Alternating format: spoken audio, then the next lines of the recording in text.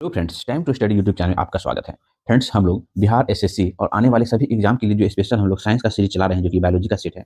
आज इसमें हम लोग 10वां सेट प्रैक्टिस पर डिस्कस करेंगे। फ्रेंड्स, पहले हम लोग थोड़ा थोड़ी डिस्कस कर लेते हैं और उसी से रिलेटेड जो आपके क्वेश्चन बनते हैं उस पर हम लोग एमसीक्यू क्वेश्चन भी प्रैक्टिस कर लेते हैं, जिससे क्या होता है ना, आपका हर एक क्वेश्चन पे पकड़ बन जाता है। अगर फ्रेंड आपने इससे पहले का नहीं देखा है तो प्लेलिस्ट में जाकर देख सकते हैं। और ये बायोलॉजी का आज लास्ट वीडियो होगा। इसको हम लोग फिर मास्टर वीडियो के फॉर्म में थ्योरी सेक्शन और एमसीक्यू क्वेश्चन को मिला देंगे। ठीक है, वो भी अपलोड हो जाएगा आज से कल में। तो फिर आप लोग देखते रहें। ठीक है, तो स्टार्ट कर। कृमि जनित रोग। कृमि जनित रोग से रिलेटेड हम लोग कुछ पॉइंट को देख लेते हैं, उसके बाद हम लोग इस पे एमसीक्यू क्वेश्चन पे प्रैक्टिस भी कर लेते हैं। प्रमुख कृमि जनित रोग है फिर वो फाइलेरिया, टीनिएसिस और एस्केरिएसिस। ये सभी जो वो कृमि जनित रोग हैं। ठीक है, फाइलेरिया रोग होता है तो फाइलेरिया रोग जो है वो बाउचेरिया कृमि से होता है। फाइलेरिया रोग, फाइलेरिया कृमि का संचारण होता है तो वो मादा क्यूलेक्स मच्छर के द्वारा फाइलेरिया कृमि का संचारण होता है। Very important. ठीक है, हाथी पांव रोग कहते हैं वो फाइलेरिया को ही हाथी पांव रोग कहा जाता है। ठीक है, टीनिएसिस, टीनिएसिस रोग होता है तो टीनिएसिस रोग जो है वो टीनिया सोलियम परजीवी के कारण होता है, टीनिएसिस रोग। ठीक है, अगला है एस्केरिएसिस रोग का कारण है तो एस्केरिएसिस रोग का कारण है एस्केरिएसिस लुम्बी लुम्बिकाइडिस नामक निम्टोड जो वो एस्केरिएसिस रोग का कारण है। एक फ्रेंड्स, अगला टॉपिक है फ्रेंड वंशागत या अनुवांशिक रोग से रिलेटेड हम लोग कुछ पॉइंट को डिस्कस करेंगे। अनुवांशिक रोग वर्णधत्ता, हीमोफीलिया, ठीक है, थैलेसीमिया और विल्सन रोग, ये सभी जो अनुवांशिक रोग हैं। वर्णधत्ता में रोगी को किस अंग की पहचान की क्षमता नहीं होती है, तो वो लाल एवं हरा रंग की रक्त की मतलब रंग की पहचान नहीं होती है वर्णधत्ता, और इस रोग का वाहक जो वो स्त्री होती है। अगला देखते हैं, सर्वप्रथम मनुष्य में वर्णधत्ता का वर्ग किया था, वर्णधत्ता का वर्णन किया था तो वो हेरनर ने 1846 ईस्वी में सर्वप्रथम मनुष्य में वर्णधत्ता का वर्णन किया था। रक्त थक्का नहीं जमाता है तो फिर वो हीमोफीलिया जो है वो रक्त थक्का नहीं जमाता है। ठीक है, शाही बीमारी कहलाता है तो फिर वो हीमोफीलिया रोग को जो है वो शाही बीमारी कहा जाता है। ठीक है, थैलेसीमिया प्रभावित करता है तो वो थैलेसीमिया जो है वो रक्त को प्रभावित करता है, थैलेसीमिया। विल्सन रोग है तो फिर वो दुर्लभ अनुवांशिक विकार है, विल्सन रोग। विल्सन रोग में शरीर में अत्यधिक मात्रा में संचय होता है तो विल्सन रोग में अत्यधिक मात्रा में शरीर में कॉपर संचय होता है। बस इतना पॉइंट आप ध्यान रखेंगे। अब अगला देखते हैं आंखों से संबंधित रोग। देखिए, आंखों से संबंधित प्रमुख रोग देख लेते हैं तो वर्णधत्ता, निकट दृष्टि दोष, दूर दृष्टि दोष, जरा दृष्टि दोष, अबिंदुता, ट्रेकोमा और ग्लूकोमा, ये सभी जो आंखों से संबंधित होने वाला प्रमुख रोग है। ठीक है, आंखों का उपचार करने वाला कहलाता है तो आंखों का उपचार करने वाला जो है ऑप्थाल्मोलॉजिस्ट है ना, आंखों का उपचार करने वाला कहलाता है, फिर वो ऑप्थाल्मोलॉजिस्ट कहलाता है। ठीक है, अगला देखते हैं लोग ट्रेमोका व ग्लूकोमा बीमारी है तो ट्रेमोका व ग्लूकोमा बीमारी है आंखों की बीमारी है।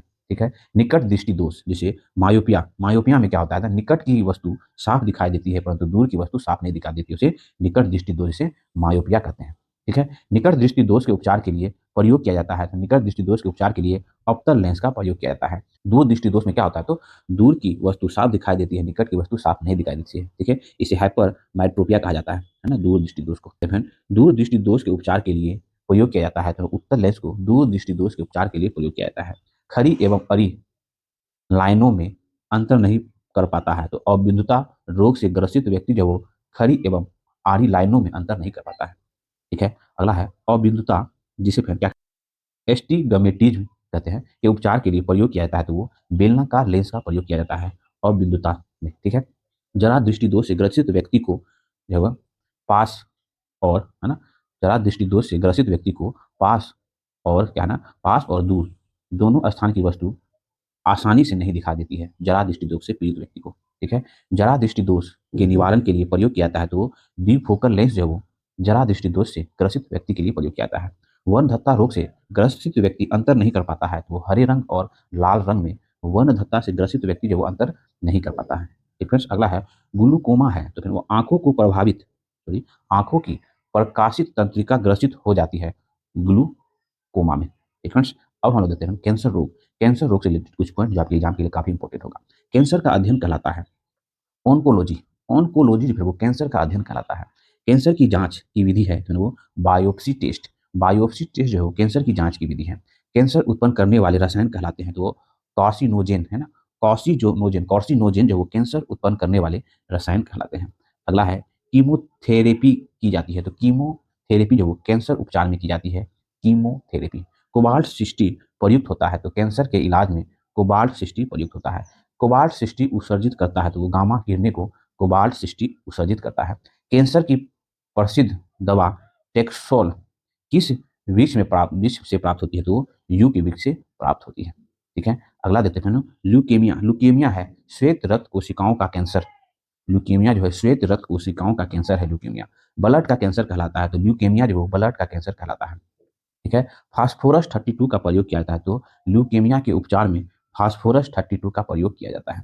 ठीक है, अगला देखते हैं त्वचा का कैंसर कहलाता है, तो क्रासिनोमस, है ना, क्रासिनोमस जो वो त्वचा का कैंसर कहलाता है। ठीक है, आंख के कैंसर कहलाता है, तो रेटिना ब्लास्टोमा, रेटिना ब्लास्टोमा जो है आंख के कैंसर कहलाता है। ठीक है, हड्डी का कोशिक कैंसर होता है, तो हड्डी का कैंसर होता है रेडियोधर्मी पदार्थ से, है ना, रेडियम प्लेटिनियम जो हड्डी का कैंसर होता है। ठीक है, अगला देते हैं कैंसर प्रभावित कोशिका कहलाता है, तो फिर ट्यूमर, ट्यूमर जो कैंसर प्रभावित कोशिका कहलाता है। मस्तिष्क का कैंसर कहलाता है, तो ब्रेन ट्यूमर जो है वो मस्तिष्क का कैंसर कहलाता है। ट्यूमर की पहचान हेतु कौन सा रेडियोधर्मी समस्थानिक प्रयुक्त होता है, तो वो ऑर्सेनिक 74।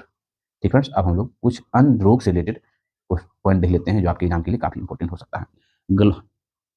गवाइटर, गवाइटर मतलब घेघा या गल्डमाला रोग होता है, तो वो आयोडीन की कमी के कारण ना घेघा रोग होता है, जिसे गवाइटर कहते हैं। ठीक है फ्रेंड्स, मिनी माता रोग शरीर में किस धातु की अधिकता या विषाक्तता के कारण होता है, तो मिनी माता रोग जो वो पारा के कारण होता है। ठीक है, मिनी माता रोग से प्रभावित अंग है, तो तंत्रिका तंत्र जो है वो मिनी माता रोग से प्रभावित अंग है। मिनी माता रोग सर्वप्रथम पाया गया तो जापान में मिनी माता रोग सर्वप्रथम पाया गया था। एनीमिया रोग होता है, तो लोहे की कमी से जो है एनीमिया रोग होता है। एनीमिया अल्पता, एनीमिया रोग होता है, तो एनीमिया जो है हीमोग्लोबिन की कमी के कारण एनीमिया रोग होता है। ठीक है, सूखा रोग जिसे रिकेटस कहते हैं प्रभावित करता है, तो वो कंकाल तंत्र को सूखा रोग रिकेटस प्रभावित करता है। मस्तिष्क का एक विकार है, तो अल्जाइमर, अल्जाइमर जो है वो मस्तिष्क का एक विकार है। कुपोषण होता है, तो फिर प्रोटीन की कमी के कारण जो वो कुपोषण रोग होता है। ठीक फ्रेंड्स, नेक्स्ट है बच्चों में क्वासी ओवरकर एवं मरासमस की बीमारी होती है, तो फिर वो प्रोटीन की कमी से जो है बच्चों में क्वासी ओवरकर और मरासमस की बीमारी होती है। बच्चों का मानसिक एवं शारीरिक विकार अवरुद्ध हो जाता है, तो वो थायरॉक्सिन की कमी से जो है वो बच्चों के मस्तिष्क एवं शरीर का विकार अवरुद्ध हो जाता है। ठीक फ्रेंड्स, ध्यान रखेंगे। अगला देखते हैं मनुष्य में बुढ़ापा किस ग्रंथि के लुप्त हो जाने के कारण आता है, तो मनुष्य में बुढ़ापा जो है वो थाइमस, थाइमस ग्रंथि के लुप्त हो जाने के कारण आता है बुढ़ापा। ठीक है, मेनिंजाइटिस रोग से प्रभावित अंग है, तो मेनिंजाइटिस रोग से प्रभावित जो मस्तिष्क जो है वो मेनिंजाइटिस रोग से प्रभावित होने वाला अंग है। ठीक है, सिलिकासिस रोग संबंधित है, तो सिलिकासिस रोग जो वो फेफड़ा से संबंधित होता है, सिलिकासिस रोग। ठीक है, अगला देखते हैं ईटा इटाई जल में किसकी अधिकता के कारण होता है, तो ईटा इटाई रोग जो वो जल में कैडमियम के धातु की अधिकता के कारण होता है, और ये जल जो अगर कोई पीता है तो ईटा इटाई रोग होता है ना, तो जल में कैडमियम की अधिकता के कारण जो ईटा इटाई रोग होता है। ब्लू बेबी सिंड्रोम नामक बीमारी होता है, तो ब्लू बेबी सिंड्रोम नामक बीमारी जो है वो पेयजल में नाइट्रेट की अधिकता के कारण जो है वो ब्लू बेबी सिंड्रोम बीमारी होता है ना। हम लोग पारा की कमी से देखें तो मिनी माता रोग होता है, मतलब जल में अगर पानी पारा की मात्रा होती है तो, है ना, तो उसे मिनी माता रोग होता है ना। धातु के मतलब पारा की अधिकता के कारण क्या होता है, मिनी माता रोग हो जाता है। और केडमियम, जल में अगर केडमियम की मात्रा अधिक होगी तो इटाई रोग हो जाएगा। ठीक है, और पेयजल में नाइट्रेट की अधिकता रहेगी तो वो ब्लू बेबी सिंड्रोम बीमारी हो जाएगा, है ना। ये सब आप ध्यान रखेंगे तीनों। अगला देखते हैं ग्लूकोज, यूरिया, कोलेस्ट्रॉल आदि का पता लगाने के लिए प्रयोग किया जाता है, तो ऑटो एनालाइजर का प्रयोग किया जाता है ग्लूकोज, यूरिया, कोलेस्ट्रॉल आदि का पता लगाने के लिए। ठीक है, अगला देखते हैं वो मृत शरीर की जांच या पोस्टमार्टम कहलाता है, तो वो ऑटोप्सी, ऑटोप्सी कहलाता है। मृत शरीर की जांच या पोस्टमार्टम कहलाता है, तो ऑटोप्सी कहलाता है। ठीक है, पॉलिश युक्त चावल के सेवन से किस रोग की होने की संभावना होती है, तो वो बेरी बेरी रोग होने की संभावना होती है पॉलिश युक्त चावल के सेवन से। ठीक है, पॉलिश किया हुआ चावल जो ज़्यादा चमकता है ना। देखिए हृदय की धड़कन किस तत्व द्वारा नियंत्रित की जाती है, तो हृदय की धड़कन जो वो पोटेशियम, पोटेशियम तत्व के द्वारा नियंत्रित की जाती है। पोटेशियम अल्प पता है, तो पोटेशियम अल्पता है वो निम्न रक्तचाप का पोटेशियम जो है अल्पता है। ठीक है, अगला देते हैं कोयला खनन उद्योग में कार्यरत श्रमिक किस रोग से ग्रसित होते हैं, तो वो फुफ्फुस धूलिमयता से संबंधित होता है कोयला खनन उद्योग में कार्यरत श्रमिक। ठीक है, एनोस्मिया रोग किससे संबंधित है, तो एनोस्मिया रोग जो है वो सूंघने की शक्ति में कमी से संबंधित है। एनोस्मिया रोग। ठीक है, अगला देखते हैं एपिडर्मिक रोग संबंधित है, तो वो एपिडर्मिक रोग जो है वो त्वचा से संबंधित होता है, एपिडर्मिक रोग। ठीक है, ब्राइटस रोग प्रभावित करता है, तो ब्राइटस रोग है वो गुर्दे को प्रभावित करता है। स्पॉन्डिलाइटिस प्रभावित करता है, तो स्पॉन्डिलाइटिस जो है वो मेरुदंड को प्रभावित करता है। एमआरआई प्रयुक्त होता है तो वो संपूर्ण शरीर में असामान्य विकृत का पता लगाने के लिए एमआरआई प्रयुक्त होता है। ठीक है, एमआरआई स्कैन समझ रहे हैं आप लोग। एमएमआर का टीका लगाया जाता है तो वो खसरा, गलसुआ और रूबेला की बीमारी में जो है वो एमएमआर का टीका लगाया जाता है। एमआरआई का पूरा नाम पूछा जा रहा है तो मैग्नेटिक रिजोनेंस इमेजिंग जो है वो एमआरआई का पूर्ण नाम है। ठीक है, अगला देखते हैं बीएमडी परीक्षण किसकी पहचान के लिए किया जाता है। तो बीएमडी परीक्षण जो है वो अस्थिरंध्रता है ना, अस्थिरंध्रता की पहचान के लिए किया जाता है बीएमडी परीक्षण, जिसे ऑस्टियोपोरोसिस कहते हैं। ऑस्टियोपोरोसिस से प्रभावित होता है तो हड्डी जो है वो ऑस्टियोपोरोसिस से प्रभावित होता है। रोग फैलाने वाले कीड़े कहलाते हैं, वाहक जो है वो रोग फैलाने वाले कीड़े कहलाते हैं। अगला देखते हैं रक्त में यूरिया अल्प की अधिकता से होती है तो रक्त में यूरिक अम्ल की अधिकता से वो गठिया रोग होती है, रक्त में यूरिक अम्ल की अधिकता से। ठीक है, गठिया रोग प्रभावित करता है तो वो जड़ों को जो है वो गठिया रोग प्रभावित करता है। सिरोसिस रोग प्रभावित करता है तो वो जिगर को सिरोसिस रोग प्रभावित करता है। ठीक है, घाव से निकलने वाला सफेद द्रव तो मवाद मवाद जो है वो घाव से निकलने वाला सफेद द्रव है। ठीक है, ल्यूकोडर्मा ल्यूकोडर्मा विटिल्गो ल्यूकेडर्मा विटिल्गो क्या है तो वो त्वचा संबंधित रोग है। ठीक है, कान के पर्दे की जांच के लिए किस उपकरण का प्रयोग किया जाता है तो ओटोपॉक्स है ना, ओटोपॉक का प्रयोग किया जाता है कान के पर्दे के लिए के जांच के लिए। ठीक है फ्रेंड्स, अगला देखते हैं गुर्दों की पथरी होती है तो गुर्दे की पथरी जो है कैल्शियम ऑक्जेलेट की होती है। फ्रेंड्स हम लोग इसे डिस्कस किए हैं है ना, गुर्दे की पथरी जो है पथरी जो पाया जाता है गुर्दे में वो जो है कैल्शियम ऑक्जेलेट की बनी होती है। ठीक है, तो अभी हम लोग क्या है ना 10वां नंबर का ये हम लोग थ्योरी सेक्शन देखें। अब हम लोग फिर 10वां प्रैक्टिस सेट करेंगे, इसी से रिलेटेड जब तक हम लोग थ्योरी डिस्कस किए हैं इन सभी का फिर हम लोग मास्टर वीडियो लाएंगे। ये बायोलॉजी का सेक्शन है, फिर बायोलॉजी का हम लोग फिर 10 वीडियो को कंपाइल एक मास्टर वीडियो आएगा, थ्योरी सेक्शन का अलग और एमसीक्यू का अलग। आप फ्रेंड्स दोनों देख के अपनी तैयारी को बेस्ट बना सकते हैं। ठीक है, तो स्टार्ट करते हैं। आज का पहला क्वेश्चन है थैलेसीमिया किस अंग को प्रभावित करता है। तो थैलेसीमिया जो रक्त को प्रभावित करता है थैलेसीमिया। ठीक है, निकट दृष्टि दोष जिसे मायोपिया कहते हैं का संबंध है किससे है तो आंख से है। और इसे दूर करने के लिए अवतर लेंस का प्रयोग किया जाता है। निकट दृष्टि दोष में निकट की वस्तु साफ दिखाई देती है परंतु दूर की वस्तु जो साफ नहीं दिखाई देती है। ठीक है, नेक्स्ट क्वेश्चन है मिनी माता रोग शरीर में किस धातु की अधिकता के कारण होता है। तो मिनी माता रोग जो है शरीर में पारा पारा की अधिकता के कारण जो है वो शरीर में है ना मिनी माता रोग होता है। ठीक है, उसके बाद देख लेते हैं ईटा एक और देख लेते हैं ईटा इटाई रोग है ना। ईटा इटाई रोग जो है वो जल में है ना कैडमियम की अधिकता के कारण होता है, ये रोग है ईटा इटाई। उसके बाद ब्लू बेबी सिंड्रोम नामक बीमारी जो है वो पेयजल में नाइट्रेट की अधिकता के कारण होता है ना। ये तीनों आप ध्यान रखें, है ना, क्वेश्चन बनते हैं इस सेक्शन से। वनाध व्यक्ति किस रंग में भेद नहीं कर पाता है। तो वनाध से जो ग्रसित होता है वह व्यक्ति किस रंग का भेद नहीं कर पाता है, अंतर नहीं कर पाता है। तो लाल और हरा रंग में भेद नहीं कर पाता है। ठीक है, अगला क्वेश्चन है ब्लड कैंसर को आमतौर पर किस नाम से जाना जाता है। तो ब्लड कैंसर को आमतौर पर ना ल्यूकेमिया के नाम से जाना जाता है। ठीक है, अगला देखते हैं कैंसर की प्रसिद्ध दवा टेक्सोल किस वृक्ष से प्राप्त की जाती है। तो टेक्सोल जो है यू है ना वृक्ष से प्राप्त की जाती है टेक्सोल, जो कि कैंसर की प्रसिद्ध दवा है। ठीक है, अगला क्वेश्चन है ओरिस्टियोपोरोसिस का संबंध किससे है। तो ओरिस्टियोपोरोसिस का संबंध है वो हड्डियों से है। ठीक है, अगला है मोतियाबिंद के इलाज में किस दवा का प्रयोग किया जाता है। तो मोतियाबिंद के इलाज में हो लेक्टो है ना टेलनोपोस्ट का है ना प्रयोग किया जाता है। ठीक है, अगला देखते हैं कैंसर की जांच के लिए की जाती है। तो कैंसर की जांच के लिए जो बायोप्सी टेस्ट की जाती है। ठीक है, ध्यान रखेंगे। अगला क्वेश्चन है बीएमडी परीक्षण किसकी जांच के लिए किया जाता है। तो फिर वो ऑस्टियोपोरोसिस की जांच के लिए बीएमडी परीक्षण किया जाता है। ठीक है, अगला है फिर देखिए एस्बेस्टस के कारण होने वाला प्रमुख रोग है। एस्बेस्टस के कारण होने वाला प्रमुख रोग है एम्फेसेमा।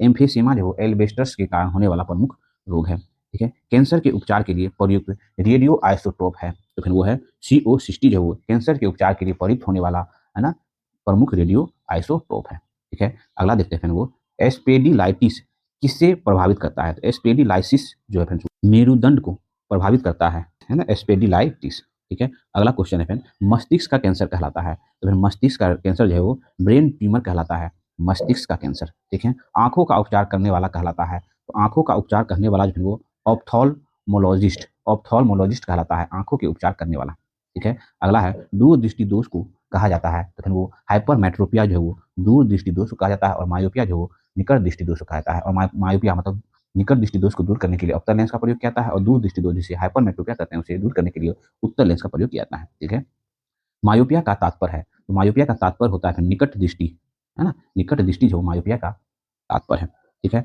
फाइलेरिया रोग किससे उत्पन्न होता है। तो फिर फाइलेरिया रोग जो है वो है ना कृमि से उत्पन्न होता है और ये मादा क्यूलेक्स मच्छर में पाया जाता है, इसे हाथी पांव भी कहते हैं। ठीक है, ये आप ध्यान रखेंगे। अगला देखते हैं ग्लूकोमा व ट्रिकोमा बीमारी है। तो ग्लूकोमा और ट्रिकोमा बीमारी है, ये आंखों की बीमारी है, ग्लूकोमा और ट्रिकोमा। ठीक है, अगला क्वेश्चन है, दूरदृष्टि से पीड़ित व्यक्ति की स्पष्ट न्यूनतम दूरी, तो फिर वो 25 सेंटीमीटर। सीरोसिस रोग शरीर के किस अंग को प्रभावित करता है? तो सीरोसिस रोग जो शरीर के जिगर को प्रभावित करता है, सीरोसिस। कैंसर का अध्ययन कहलाता है, तो फिर वो ऑन्कोलॉजी। ऑन्कोलॉजी जो है वो कैंसर का अध्ययन कहलाता है। हाथी पाँव रोग कहलाता है, तो फिर वो फाइलेरिया। फाइलेरिया से होने वाला रोग हाथी पाँव रोग कहलाता है।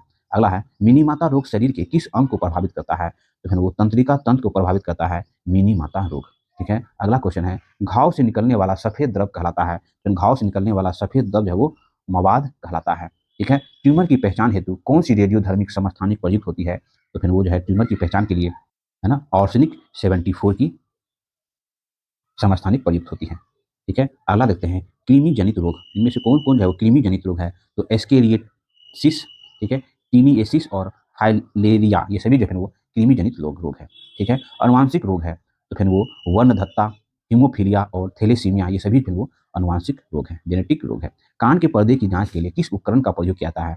कान की पर्दे की जांच के लिए फिर वो ओटोपोक्स, ओटोस्कोप जो है वो ओटोस्कोप जो कान के पर्दे की जांच के लिए प्रयोग किया जाने वाला उपकरण है। अगला क्वेश्चन है, मीनिनजाइटिस रोग किसको प्रभावित करता है? तो मीनिनजाइटिस रोग जो वो मस्तिष्क को प्रभावित करता है, मीनिनजाइटिस रोग। ठीक है, त्वचा का कैंसर कहलाता है, तो वो कॉर्सिनोमस। कॉर्सिनोमस जो वो त्वचा का कैंसर कहलाता है। ईटा इटाई रोग जल में किसकी अधिकता के कारण होती है? तो ईटा इटाई रोग जो है जल में कैडमियम के कारण होती है। मिनी माता रोग जो है वो पारे की अधिकता के कारण होती है ना। ये सब हम लोग डिस्कस किए हुए हैं। अगला क्वेश्चन है, बच्चों में क्वासियोरकस एवं मरासमस बीमारी किसकी कमी से होती है? तो बच्चों में क्वासियोरकस और मरासमस बीमारी जो है वो प्रोटीन की कमी के कारण होती है। Very important. नेक्स्ट क्वेश्चन है, फाइलेरिया कृमि का संचालन किसके माध्यम से होता है? तो फाइलेरिया कृमि का संचालन जो है मादा क्यूलेक्स मच्छर के कारण माध्यम से जो है संचालित होता है। ठीक है, अगला देखते हैं, रोगों को फैलाने वाला कीट कहलाते हैं। तो रोगों को फैलाने वाला कीट जो है वो वाहक कहलाते हैं, मतलब कीड़े जो है वो वाहक कहलाते हैं। निकट दृष्टि दोष के उपचार के लिए किस लेंस का चश्मे का प्रयोग किया जाता है? तो निकट दृष्टि दोष को फिर मायोपिया कहते हैं, इसे दूर करने के लिए अप्तर लेंस का प्रयोग किया जाता है। और दूर दृष्टि दोष को फिर हाइपरमेट्रोपिया कहते हैं, और इसे दूर करने के लिए फिर वो उत्तर लेंस का प्रयोग किया जाता है। ठीक है, और फिर जरा दृष्टि दोष के निवारण के लिए द्विफोकी लेंस का प्रयोग किया जाता है। ये तीनों आप ध्यान रखें फ्रेंड्स। नेक्स्ट देखते हैं, एमआरआई का पूर्ण रूप है। तो फिर एमआरआई का पूर्ण रूप होता है मैग्नेटिक रिजोनेंस इमेजिंग जो है वो एमआईआर स्कैन जो होता है बॉडी में चिकित्सा से रिलेटेड, उसका पूर्ण रूप होता है। ठीक है, तो आज हम लोग, है ना, आपके एसपीडी का जो बिहार एसएससी का प्रैक्टिस सेट आया है साइंस का स्पेशल, उसमें हम लोग बायोलॉजी पे डिस्कस किए, जो कि 10 प्रैक्टिस सेट था बायोलॉजी का। अब इसको कंबाइन करके एक वीडियो लाएंगे, उसके बाद हम लोग फिजिक्स पे आएंगे। ठीक है, अगर मेरा प्रयास आपको अच्छा लगता हो तो प्लीज़ मेरे चैनल को लाइक करें, सब्सक्राइब करें और फ्रेंड्स के साथ शेयर जरूर करें। फ्रेंड्स, आप इससे पहले का वीडियो भी देख सकते हैं, प्लेलिस्ट में बना दिया गया है। ठीक है, तो यहाँ तक देखने के लिए बहुत बहुत ध्यान, थैंक यू फॉर वॉचिंग। मिलते हैं फिर नेक्स्ट वीडियो।